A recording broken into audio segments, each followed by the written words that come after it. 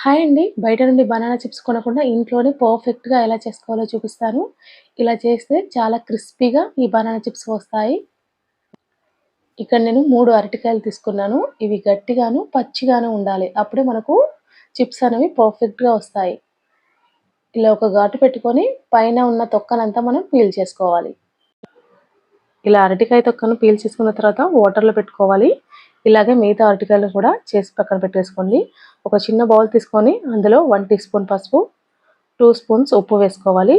అలాగే half cup వరకు water వేసుకొని బాగా కలుపుకోవాలి. ఇదంతా మిక్స్ చేసుకొని పక్కన పెట్టుకోవాలి.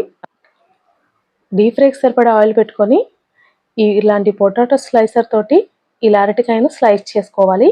మీకు ఇలా కష్టంగా ఉన్నట్టయితే ఒక ప్లేట్లోకి స్లైస్ చేసుకొని ఆయిల్లో వేసుకొని ఫ్రై చేసుకోవచ్చు. ఇలా అరటికాయను ఇలా స్లైస్ చేసుకున్న తర్వాత 50% వరకు ఫ్రై అయిన తర్వాత ఇందులో మనం ముందు ఉప్పు, పసుపు వేసుకున్న వాటర్ని వేసుకోవాలి. ఇలా వాటర్ అంతా వేసేసి ఇలా గోల్డెన్ బ్రౌన్ కలర్ వచ్చాక ఆయిల్ నుండి తీసేసుకొని సర్వ్ చేసుకోవడమే. ఎంతో టేస్టీగా ఉండే బనానా చిప్స్ రెడీ.